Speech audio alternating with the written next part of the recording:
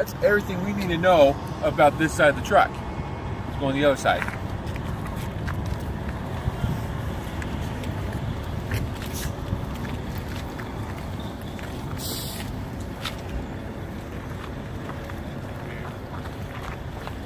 All right. So when we come on this, like I said, the majority of your stuff, your test, will happen on this side of the truck. Okay? Everything like when you check your tires, you check your brakes, you check your suspension, everything will be on this side of the truck. Okay? The easiest way to remember how to start this is work from left to right, top to bottom, inside out. Okay? So right here, we're going to start with our coolant reservoir, our coolant level. Okay? The coolant reservoir itself is not bent, broken, or is not cracked, damaged, and is not leaking. CDL. Anything that holds fluid, it will either be cracked, damaged, or leaking. Okay? Always want to make sure that, stuff like that. CDL helps you remember because you're here to learn your CDL. So, what is besides commercial driver's license, it also stands for cracked, damaged, and leaking. Yep. That's an easy way to remember. Remember your pre-trip test. Okay?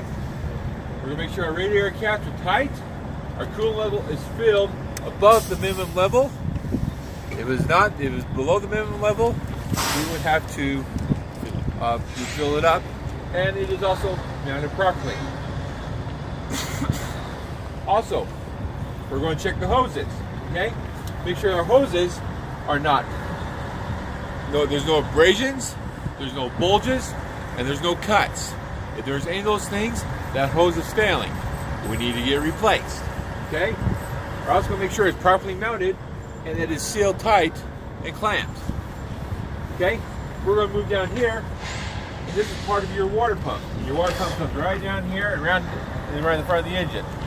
Okay? But right here is where you need to talk about your water pump. Okay? It is also properly mounted to the engine. And it's not bent, broken, or cracked, nor is it leaking. If it's leaking, we get it fixed. Hey, can I see it one more time? Yeah, could you point at it? Yeah, could you point at the water pump The water again? pump right here. This little cylinder right here. Excuse me. I didn't see it. Okay? Yeah, sorry. That's the one part you need to talk about. It goes right around the front of the engine. Yep. So, okay? Big long piece, but that's part of it right there. Okay? Again, make sure it's not cracked, damaged, or leaking. It is mounted properly to the engine itself. It's also belt driven. Remember that as well. You don't need to go over the belt again, but if it helps you, go ahead. Remember, 3/4 inch play in the belt. The belt's not cut, torn, or frayed. But we already got the belt over there when we did the alternator, so that's good. Okay? All right. Next thing you're on check is our oil level. Our oil level, pull it out, wipe the dipstick off, pull it back in, pull it back out, check our oil level. This is between minimum and maximum, okay? If it's below minimum, we fill it up, gallon of oil right here, okay? Now you don't need to pull out the dipstick on your test. You just need to tell the tester what you would do on that, okay? Right back here, you can't really see it real well, but you point to it underneath the firewall and all that. That is your air compressor. Okay, nice picture of it in your book there. If you want to take a look at it when you get a chance. Okay, your air compressor is not bent, it is not broken, it is not cracked. It is also not leaking. Why? Oil, because why? It is gear driven. Gear driven. Okay? If it was belt driven, it'd be more up here. It'd have the belt, but this is not, so it's gear driven. Okay? Mounted properly to the engine. It's right back, way back in underneath there. Oh, you can see it if you look back there. You just gotta look back there. You gotta look for it. Yeah. Yep. All right. All the way to the back, to the right. Yeah, the power steering comes way back underneath there, so it's like right here. hoses and everything. Those 3 hoses.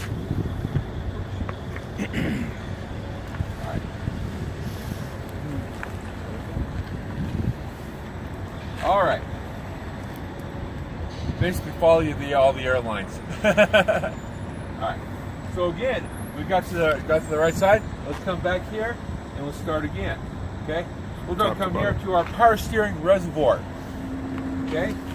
It's not the power steering pump. It's the power steering reservoir. Okay. We don't need to worry about the power steering pump because why? It's not on the test. Okay. What we do need to talk about the power steering reservoir. Okay. It's plastic, so again, it's not cracked, damaged, or leaking. Okay. Properly mounted. You can see that there, and it is between maximum and minimum. Okay. If it's below minimum, we fill it up again from there. Okay. We're going to come around here. We're going to check here. We're going to come to our. We're going to come right here. Our steering column. Steering column, yeah. Okay. Our steering column is metal, so it's not bent, broken, or cracked. Okay. No illegal welds here, and it has no more than 2 inches of play. Usually, it means 1 inch on each side. Okay. It's mounted with U-joints that are properly greased. The U-joints themselves are not bent, broken, or cracked, nor damaged.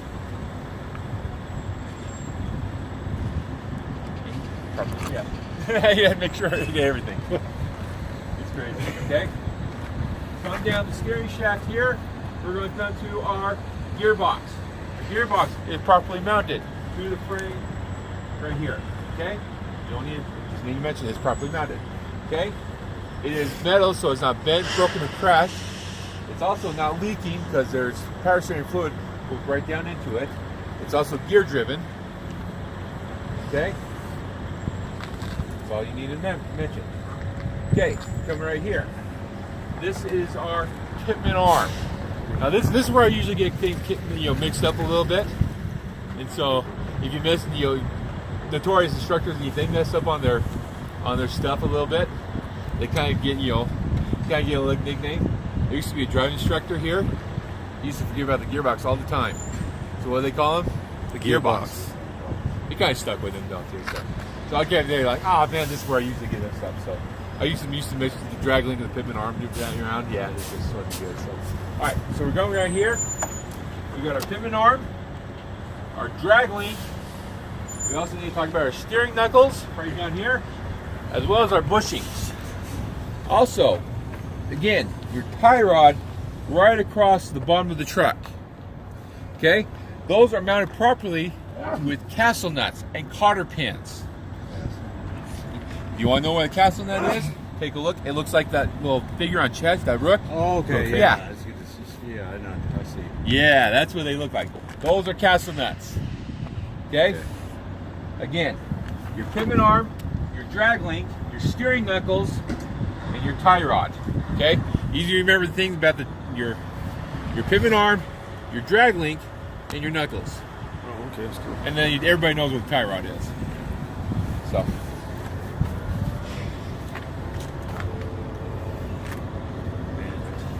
They're not bent, broken, or cracked. Not damaged. Mounted properly. So it's like 3 points. And they're right there. Okay? Alright, since we're down here, let's talk about our suspension. We're going to talk about our leaf spring right down here. Okay? Our leaf spring is not bent, broken, or cracked. It's properly mounted with spring hangers, which are right here.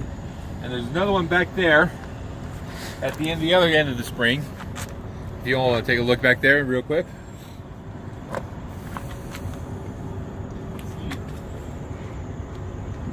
Okay. Yep, that right there, and then there's one right back there. Yep. All right, down there on the end, okay? You also got to remember that the leaf spring hangers are not broken or cracked, as well as the leaf spring, okay? Also, remember, when you talk about the leaf spring, it's held together with U-bolts. Now, I've had students ask me, well, what's the difference between a U-bolt and a U-joint? Okay? U-joints help move things around. Okay? You both help you stay in U-bolts place. hold everything together. Okay, it's like you know, if you're staying in one place because you're tied down to something. That's like a U-bolt. You move around your body, you swing your arms, walk around because your joints. That's because helps you can remember stuff like that. So that's the easiest thing to remember. Not everybody can remember that, but it's all good. So again, our leaf spring is not cracked, damaged, missing. It is not broken. It is layered together, tight. Like so, if it was spread out like that, where our U-bolts are broken, make sure our U-bolts are not cracked, bent, broken, or cracked. They're properly mounted, tight. They're not no new metal around the U-bolt itself. If there's new metal, probably loose or broken, stuff like that. And also your spring hangers, make sure that they are not bent, broken, or cracked, not damaged, and mounted properly. Okay. Next thing we're going to talk about is our shock absorber right here. Okay. Our shock absorber is not bent, broken, or cracked. It is mounted properly and is also not leaking.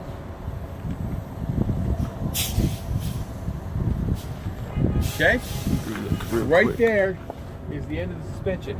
And when you get to the suspension, you tell the Okay. tester, This one? and this, Yeah. and I inspect the Point in. suspension Okay, yeah. I on wanna the other make sure I have it side right. the same way I did on that side.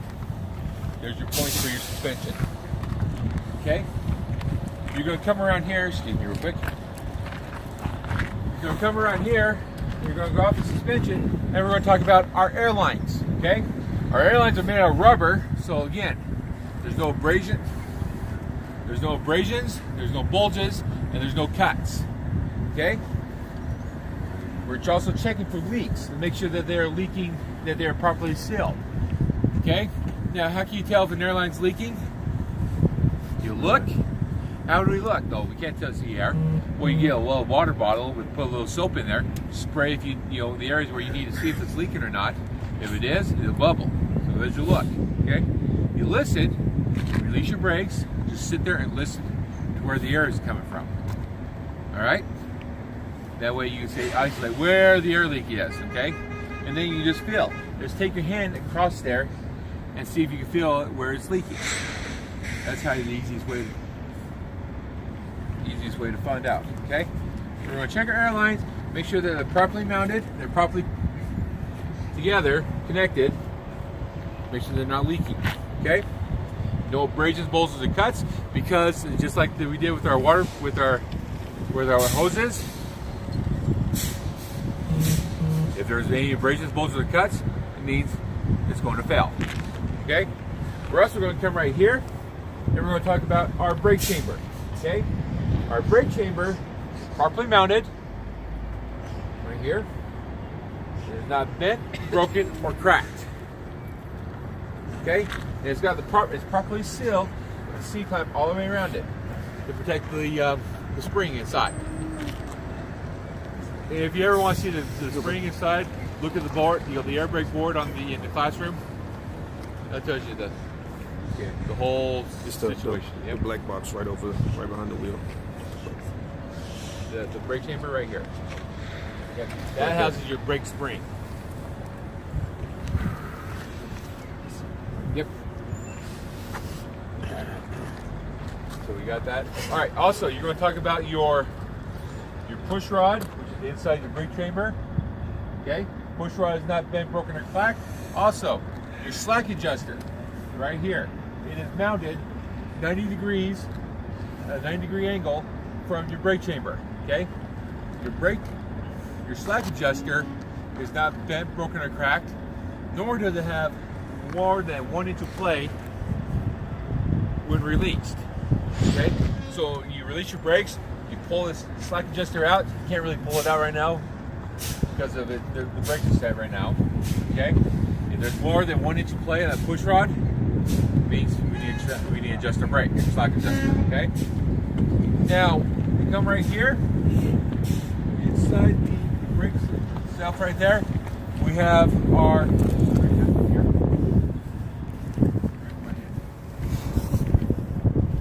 okay, we've got our brake liners.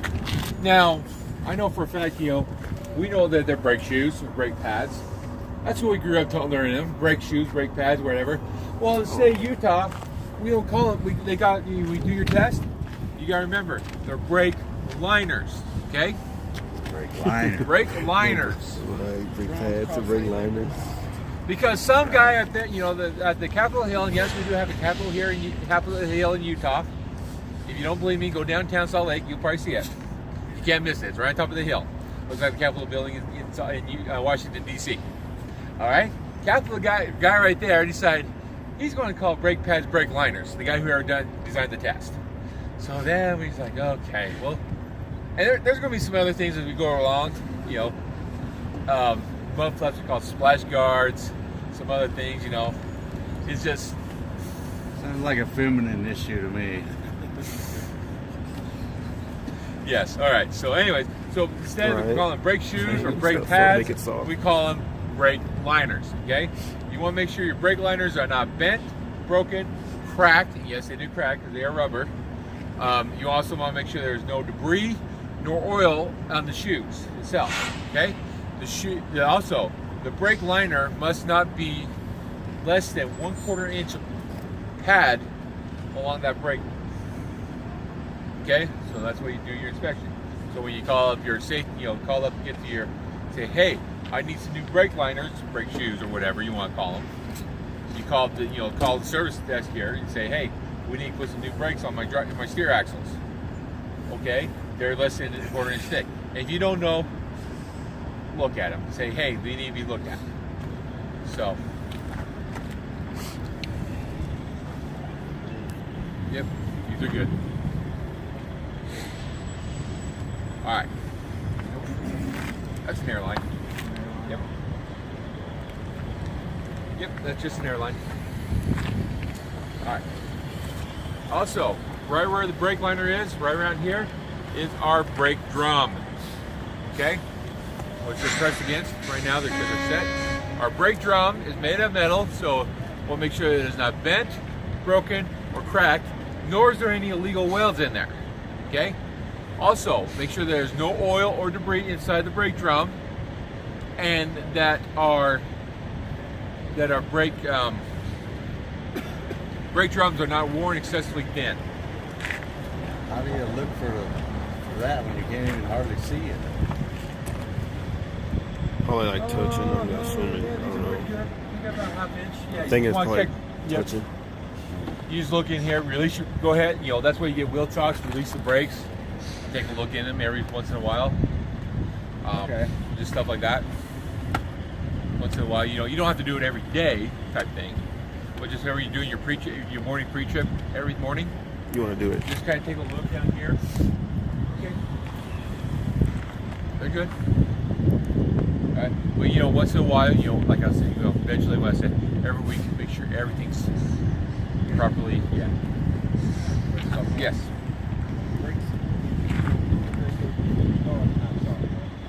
Right now, yeah, they're fully set right now. They're not chopped. If you really, yeah. When you release your brakes and you're not going anywhere, but you need to release them, yeah, you need to chop them. No, if you come to a stop, like say for instance right now, if we're parked, yeah. We're parked right here. We're going to do our pre-trip test. We're going to do here in a few minutes. We're going to do our in-cab. When we get our in-cab done, we're going to come here. We're going to go ahead and we're going to do all that stuff.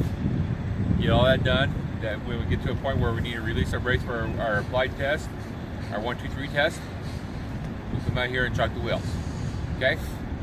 Question? No. No, we don't have to chalk them every time we come to a stop.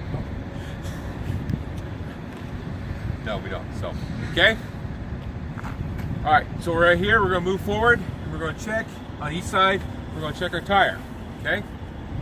Our tire is made of rubber, so we want to make sure there's no abrasions, bulges, or cuts. Again, no cuts, scratches, no bubbles around the, that's where your bulges come in, okay?